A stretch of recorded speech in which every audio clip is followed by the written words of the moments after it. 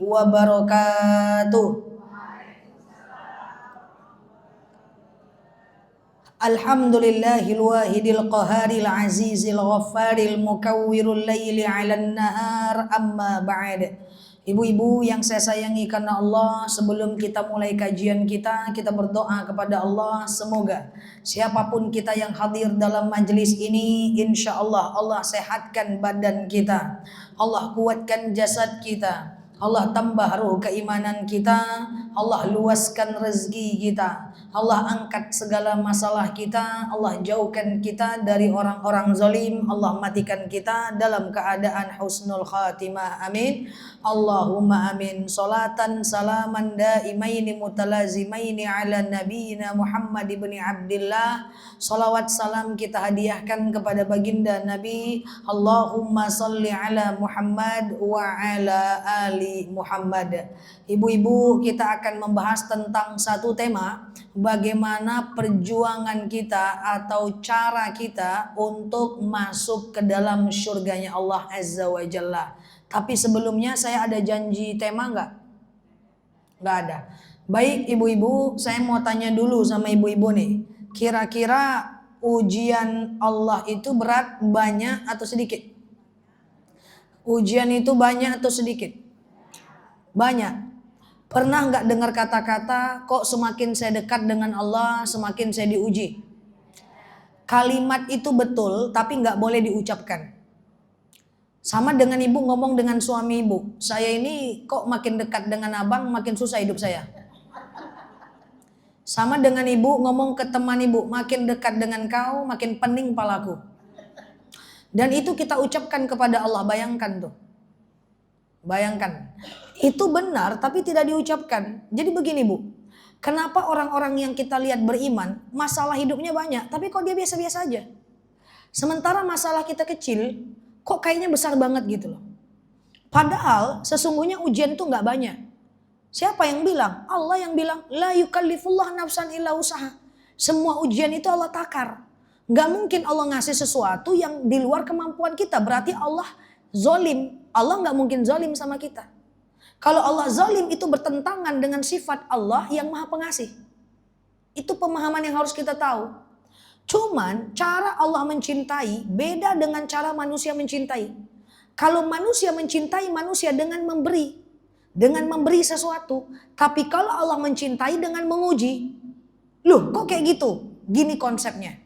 Semakin Allah cinta dengan seseorang, semakin Allah akan uji. Kenapa? Yang pertama, ujian itu membuat kita lebih kuat. Bahaya kalau hidup kita gak pernah diuji bu. Mau jadi apa kita?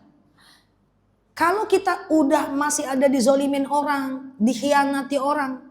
Kalau kita masih ada misalnya anak yang durhaka, ujian kesusahan hidup, masih diuji kita. Dengan kita berbuat baik, orang lain balas jahat, kita kuat bu. Coba orang-orang yang gak pernah dizolimi. Sekali orang caliak buruknya udah lalu sebulan bu. Tapi ada gak orang-orang yang sedikit ujiannya? Ada. Saya punya teman usia 43 tahun lah. Dia itu orangnya melankolis pragmatis, jadi pendiam sekali. Sehingga kalau dia pendiam, nggak ada benturan kan dalam hidupnya. Kalau suaminya marah dia diam, kan nggak ada pertengkaran, nggak ada benturan. Dengan teman-teman dia menghindari konflik, jarang kali diuji karena banyak diamnya. Orang yang nggak banyak ngomong, tentu nggak banyak salah. Kalau kayak saya nih ngomong terus, pasti ada kemungkinan salah, betul? Saya tanya, kamu pernah diuji nggak dalam hidup kamu ujian besar banget? Dia bilang, gak ada sih. Tapi bagaimana sifat dia? Ketika dia salah kirim WhatsApp ke grup aja, salah kirim, dia panik langsung telepon saya. Nel, saya salah kirim WhatsApp ke grup. Isinya apa? Isinya baik-baik aja kok. Yang lihat berapa orang? Ada 2 orang yang lihat. 2 orang cuman kok paniknya sampai mengganggu-ganggu saya ceramah, kata saya begitu. Dia telepon-telepon saking paniknya. Yang 2 orang itu, satu lagi di toilet, satu lagi naik motor, belum tentu lihat. Lah kalaupun dia lihat, gak tentu dia pikirin kamu gitu loh. Ini orang mental lemah bu. Bayangin kalau hidup ibu gak diuji, mau jadi apa kita? Sikit-sikit kita stres, dikit-dikit kita panik, dikit-dikit digertak orang kita takut, disakiti sedikit baper. Mau jadi apa kita? Nggak bisa. Jadi ujian itu supaya kita kuat. Itu yang pertama. Yang kedua, harus sadar bahwa ujian itu bisa meringankan dosa-dosa kita kalau kita sabar. Allah sayang, Allah kasih ujian. Kita sabar, dosa berguguran. Sakit, berguguran dosa kalau sabar. Digosipin orang, berguguran dosa kalau sabar. Malah pahala dia ke kita, dosa kita ke dia, kan cuan. Cuman sampai nggak pikiran kita ke sini. Itu masalahnya gitu loh. Kita kalau digosipin orang, difitnah orang, gerasa gerusuk. Karena point of view kita, cara pandang kita bukan cara pandang akhirat. Tapi kalau cara pandang kita, cara pandang akhirat, ketika kita dikhianati, dizolimi, kita tenang, kita untung, Bu. Cuma coba kalau kita nggak tenang. Misalnya Bu Raja dengan Ibu apa? Bu Yuli menggosipkan saya. Saya untung atau rugi? Saya untung kalau saya sabar. Pahala mereka buat saya, dosa saya buat mereka. Masalahnya kan saya nggak ngerti, nggak ada ilmunya. Saya gosipkan pula mereka ke satu kampung. Woi, Bu Raja tuh jahe rupanya mah. Woi, Bu Raja tuh jahe, woi, Bu Raja tuh jahe. Bu Raja tuh jahat. Dia gosipkan saya cuma berdua. Saya gosipkan beliau ke satu komplek. Yang untung yang mana? Dia. Paham maksudnya nih? Nah, ini hati-hati. Jadi harus paham ini. Apa yang ada di pikiran saya berikan kepada ibu-ibu semua. Harapan saya sama gitu loh.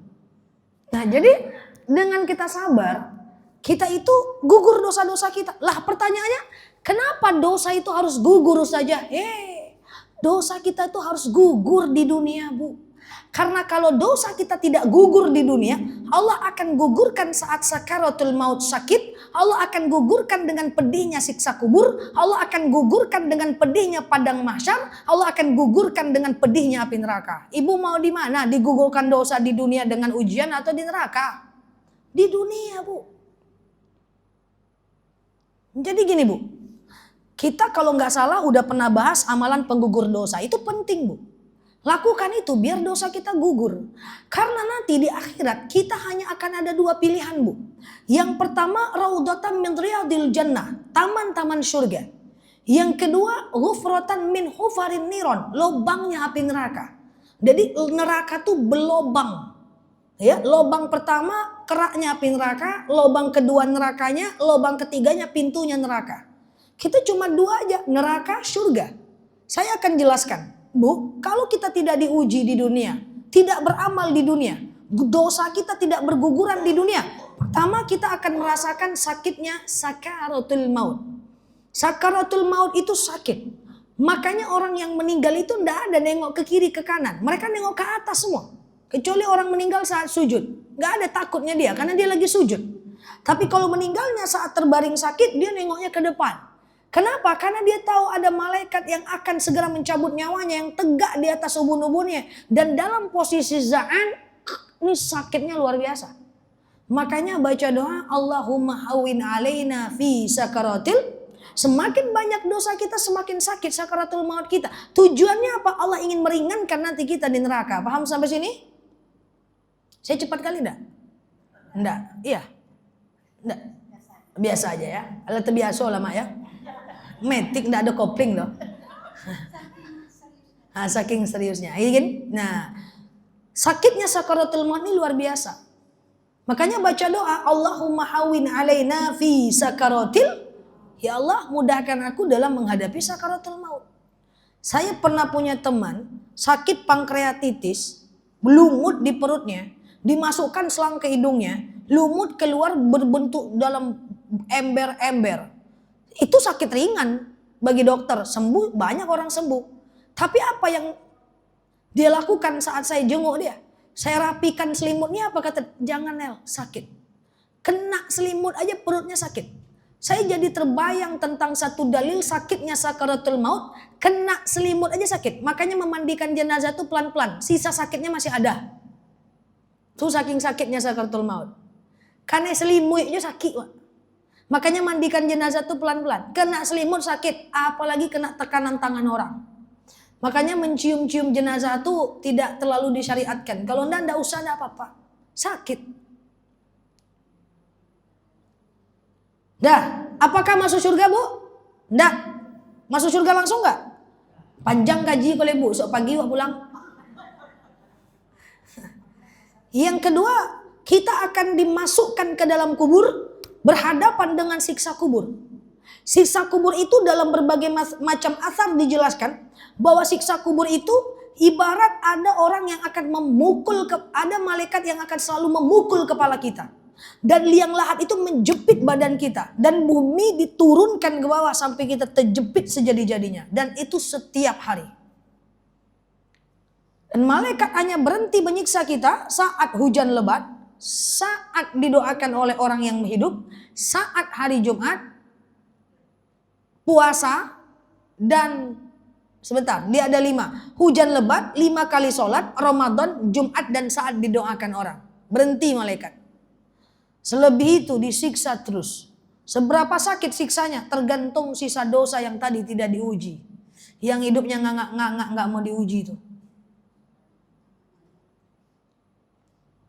Pertama sakit sakaratul maut. Kedua saksi sisa kubur. Ini mau kita lanjut gak nih? Lanjut? Ngapain kita lagi? Masuk surga? Belum. Kita akan dikumpulkan di padang mahsyar. Apa itu padang mahsyar? Padang mahsyar itu mahsyar. Padang tidak ada batas. Di dalamnya akan ada yaumul hisab, hari perhitungan. Nama lainnya yaumul mizan, hari pertimbangan. Di situ akan ditimbang amal baik dan amal buruk kita. Di padang mahsyar kita akan diterbangkan buku catatan amal kita. Buku catatan amal itu diterbangkan. Bukan diambil mengantri. Diambil ngantri, ngambil. Enggak, diterbangkan. Ketika catatan amal itu diterbangkan, maka ada beberapa orang yang mengambilnya satu. Ada yang mengambil dengan tangan kanan. Dan itu berarti amal baiknya banyak. Kedua, ada yang mengambil dengan tangan kiri. Berarti amal buruknya banyak. Ketiga, ada yang mengambil dari belakang. Nengok catatan amalnya dia mau dong, saking buruknya amalnya. Saya udah bawa catatan amal saya, pura-puranya saya. Ternyata banyak buruknya banding elok emang. Oh, ternyata amal kebaikan saya ada yang baik 50%, yang buruk 50%.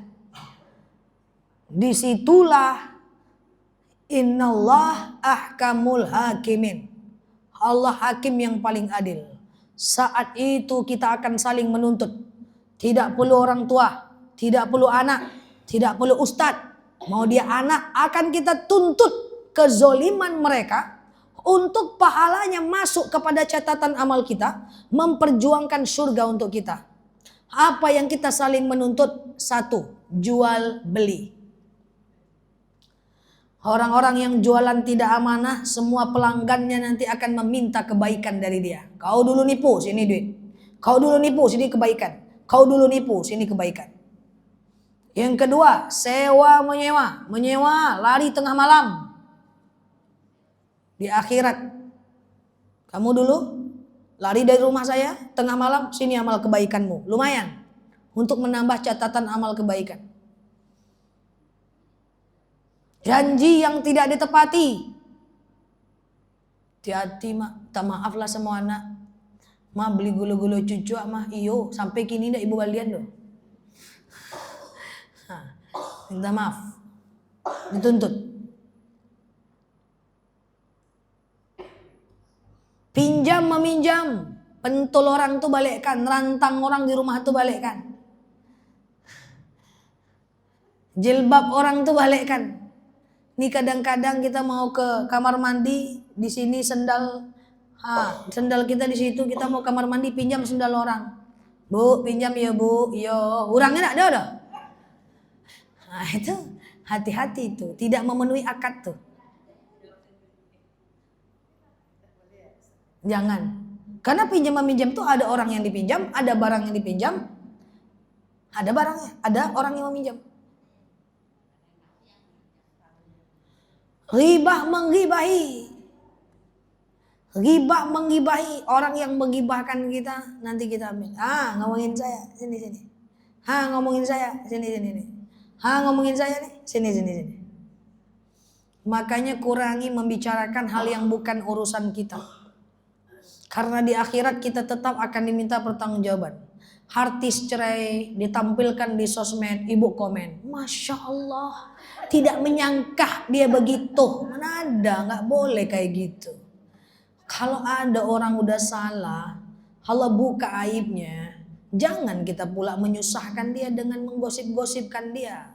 Bayangkan kalau itu kita, siapa yang pernah mengajarkan seperti itu? Rasul tidak pernah mengajarkan itu kepada kita.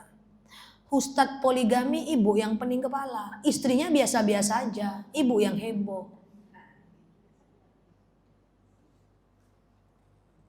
Sekarang gibah itu bukan cuma di mulut, di kolom komentar. Itu diminta pertanggungjawaban. Biar orang yang tidak punya ilmu melakukan itu, orang berilmu tidak boleh. Hal yastawil ladina ya'lamuna ma la ta'lamun. Tak mungkin sama kita dengan orang-orang yang tidak berilmu pengetahuan gitu loh.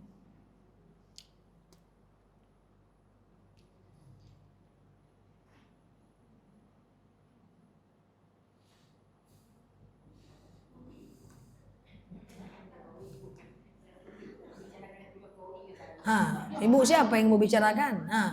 Mau ibu Jokowi kayak, mau artis cerai kayak, artis selingkuh kayak, itu bukan mainan orang yang beriman. Itu bukan mainan orang beriman. Ada kawan kita dibuka aibnya oleh orang. Kita bukannya malah mendoakan dia, menyuruh dia berubah, malah kita pula yang menjelek-jelekkannya. Jahat gak tuh? Maka kalau dia teman kita, ternyata nih dibukalah aibnya, entah apa lah ya kan, dia pencuri atau dia tukang tipu atau dia jalan sama suami orang, panggil dia, kamu terbuka loh aib kamu, lain kali kamu hati-hati, segera berubah, bertaubat, yang itu gak usah pikirkan, kamu lanjutkan kehidupan kamu. Itu kan mantap. Ini enggak, ternyata engkau ya selebeu. Mana ada kita gak punya aib? Ini semua kita yang duduk di sini punya aib. Andai Allah buka aib kita, gak mau kita kumpul, Bu. Tapi tidak semua orang mengerti. Nggak bisa menahan gitu. Dosa itu kan cuma menahan. Pengen marah suami, tahan. Pengen gosipin orang, tahan. Pengen marah, tahan. Pengen fitnah orang, tahan. Menahan aja kok susah. Diam aja udah. Saya gemes ini. Kan cuma nahan. Dosa itu kan cuma menahan loh. Pengen keluar rumah pakai baju KTB, buang sampah, tahan. Pakai jilbab. Kan cuman menahan. Kok susah banget gitu loh. Bukan ibu-ibu tuh jauh sana tuh. Pengen komentar nih ada pejabat korupsi, tahan. Hanya menahan saja kok. Gitu. Karena kullukum ra'in wa kullukum mas'ulun an ra'iyatih. Setiap kita akan diminta pertanggungjawaban. Mata kita akan bicara di akhirat. Jari kita akan bicara apa yang kita ketik. Lidah kita akan berbicara, langkah kita akan berbicara, tangan kita akan berbicara. Payah Bu di yaumul hisab. Makanya Bu, kalau saya boleh milih, ibu silahkan berdosa. Gak apa-apa Bu, tapi jangan dosa dengan manusia. Mau dosa dengan Allah, suka hati Bu. Allah itu maha penerima taubat. Innallaha yuhibbut tawwabin wa yuhibbul mutatahhirin. Allah itu suka dengan orang yang bertaubat. Innallaha yaghfirudz dzunuba jami'a. Allah ampunkan semua dosa kita. Bahkan Allah ganti kejahatan kita dengan kebaikan. Buatlah dosa, tapi jangan dosa dengan manusia. Karena dosa dengan manusia ada padang mahsyarnya.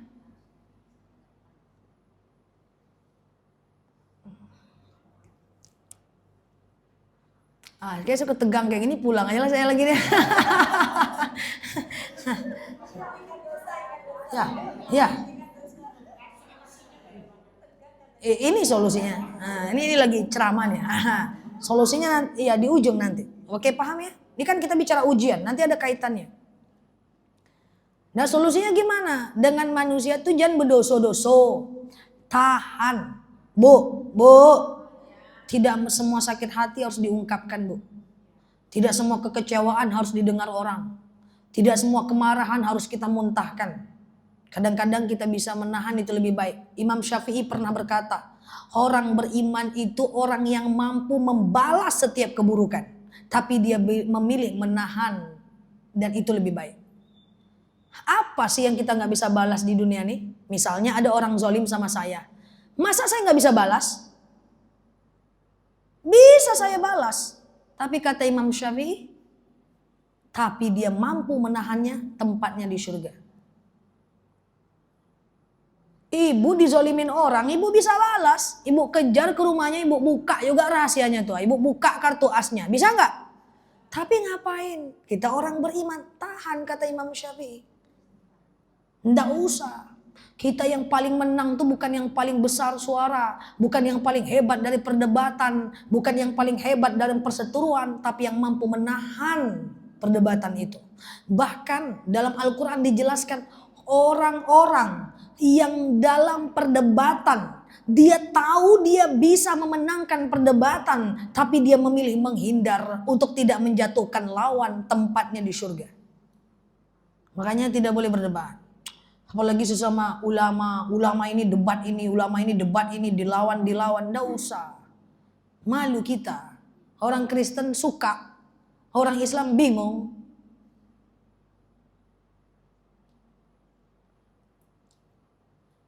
Tahan aja. Oke Besti?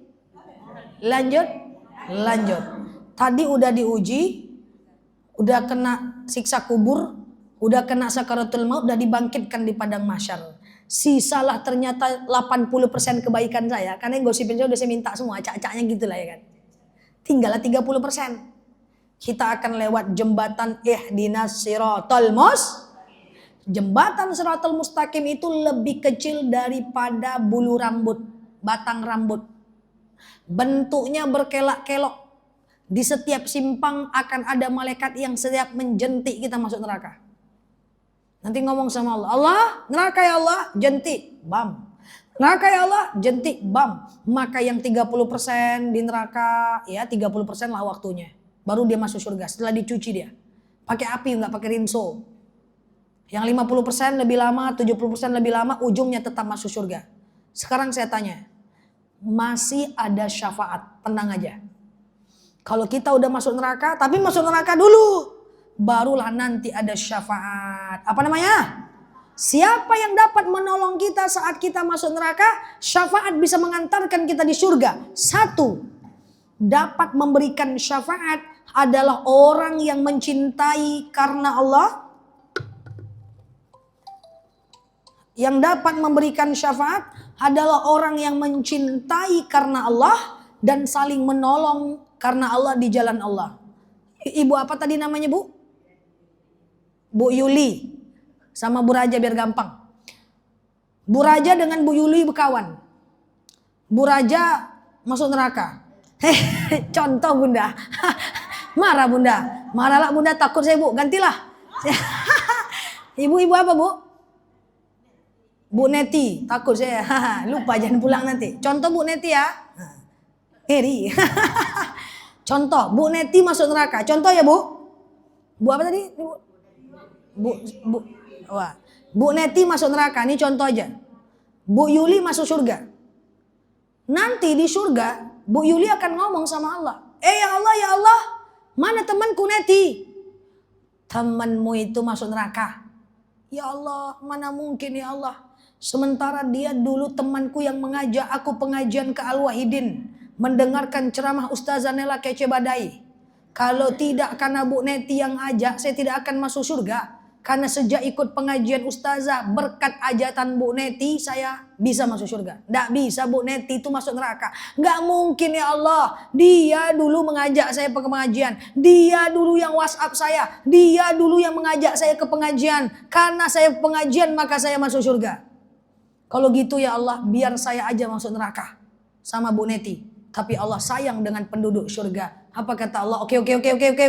Kamu di surga aja. Bu Neti masuk surga. Syafaat.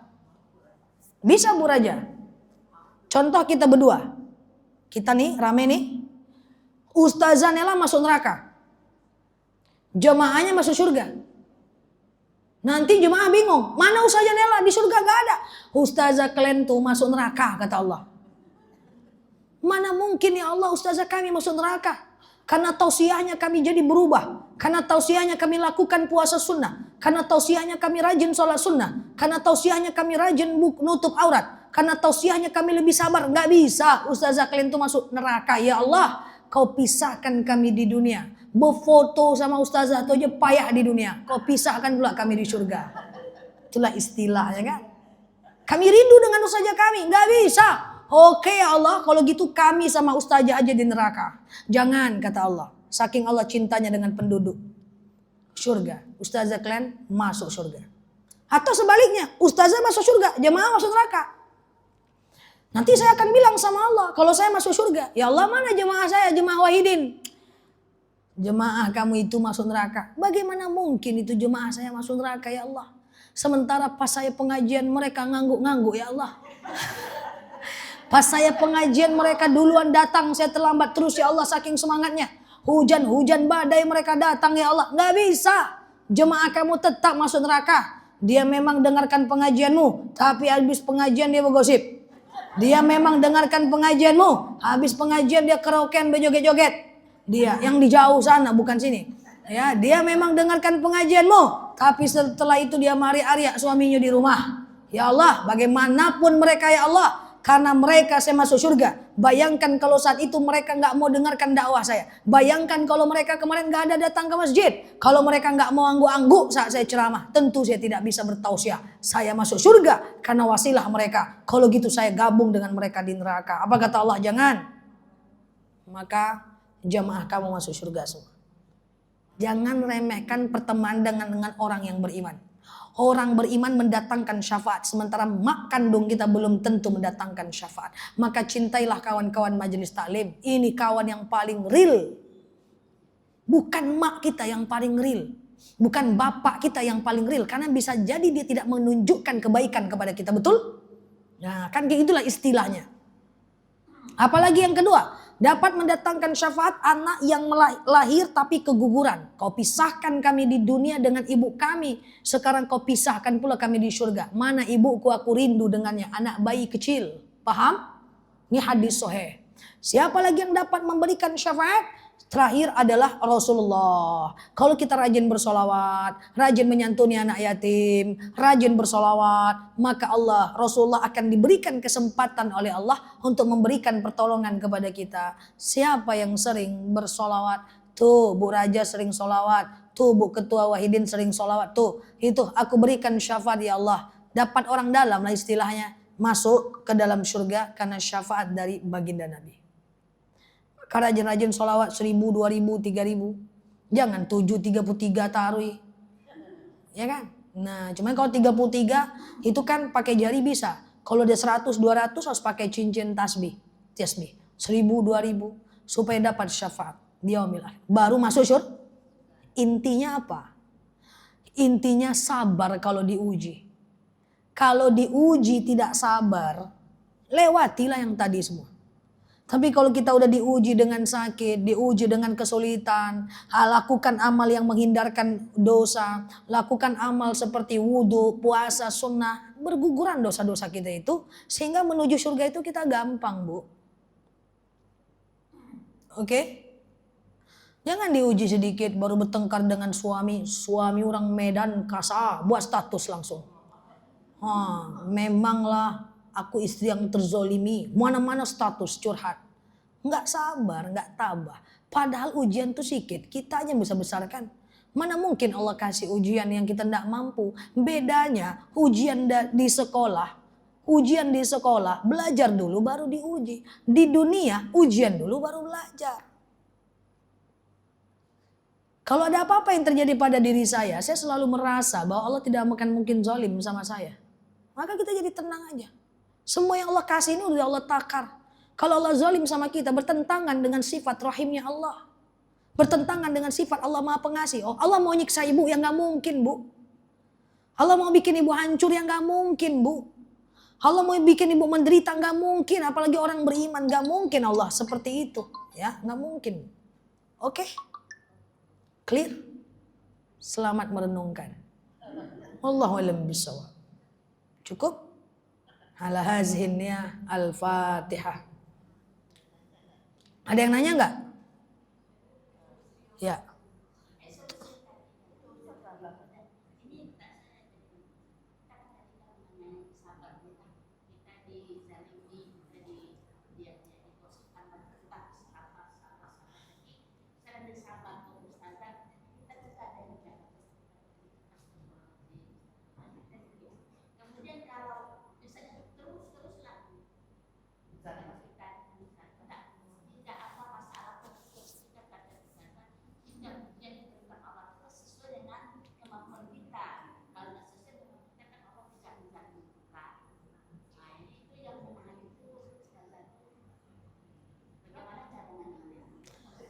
Batas sabar itu batas keimanan.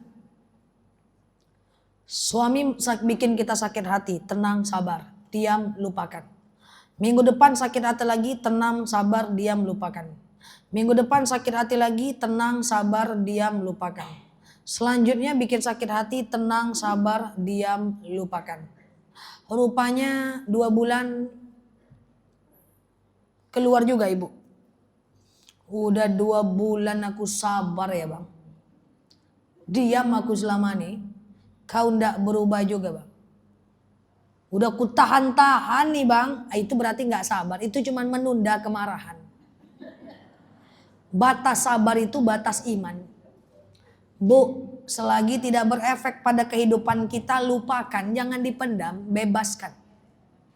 Tidak usah menaruh harapan banyak pada manusia. Fokus ibu-ibu yang sudah usia-usia 70, 60 nih gimana mati masuk surga. Nggak usah fokus. Anak kok nggak datang ke rumah ya sedih. Nggak usah. Kok penantu nggak datang-datang ya nggak peduli dia sama saya. Lepaskan bu. Nggak usah menaruh harapan pada manusia. Kok saya udah baik dengan teman saya dia balas buruk ya. Lepaskan bu. Lepaskan. Ikhlaskan setiap air mata yang menetes itu.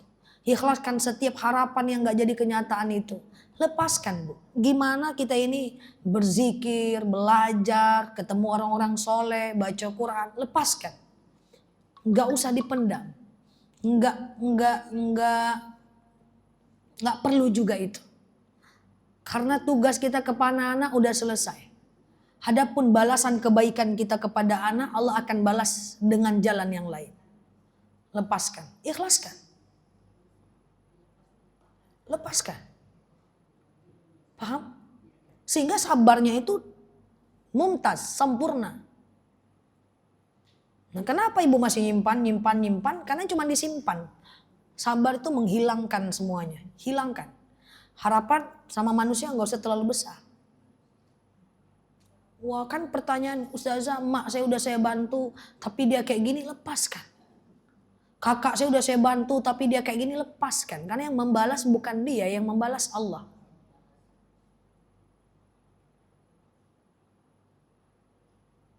Seperti itu. Mulai sekarang harus restart. Ibarat handphone restart. Kosongkan memorinya. Nggak boleh punya harapan yang terlalu besar dengan manusia. Sekalipun kita kepada orang tua. Sekalipun orang tua kepada anak. Ini anak udah dididik kok nggak datang lah ya. Kok nggak menelpon dia. Lepaskan. Ikhlaskan. Cinta orang tua kepada anak itu memang luar biasa bu. Saya dakwah ke panti jompo, panti lansia. Saya selalu bilang sama mereka, Bu, Bapak di sini senang-senang sama kawan, olahraga, makan pagi, makan bubur, tak santai, main di panti ini. Jangan pernah iri dengan orang yang di luar dengan anaknya. Belum tentu juga dia nyaman dengan anaknya. Kadang-kadang di area-area juga anaknya. Tapi apa yang terjadi? Setelah kita kasih bantuan, apa yang terjadi? Saya enggak sekali 2 kali lihat. Setiap dikasih bantuan dia pergi ke pagar. Rupanya di pagar udah ada anaknya menunggu bantuan itu. Dikasihnya sama anaknya. Enggak percaya bu, coba tes lah. Cobalah ibu pergi. Awahidin tuh. Tapi bukan untuk itu niatnya. Setelah ditanya, ya untuk itu. Tuh anak kami sini udah ada makan gratis untuk anak kami. Padahal anak yang mengantarkan dia ke sana. Lah sekarang saya tanya, posisi ibu lebih baik dibanding mereka di dalam? Lebih baik. Makanya jangan terlalu banyak berharap. Bangun ibu tahajud, sholat subuh, itikaf sampai syuruk, bikin sarapan, sholat duha. Jam 10 ada pengajian, ibu sholat zuhur, lalu siang. Ibu asar, datang ke masjid, pengajian sampai maghrib. Habis maghrib menjelang isya, tetap di masjid. Habis isya ibu tidur lebih awal, bangun tahajud. Gitu aja kan.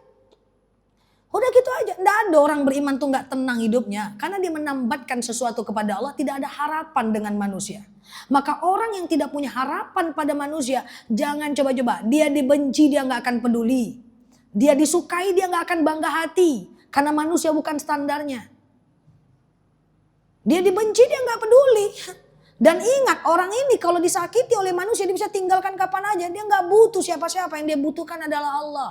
Harus sampai ke posisi seperti ini karena ini orang yang paling ngeri bu. Yang dia tidak bersedih hati dengan manusia. Oke? Bisa latihan pelan-pelan insya Allah. Cukup ya. Ala hazihi niyah al-Fatihah.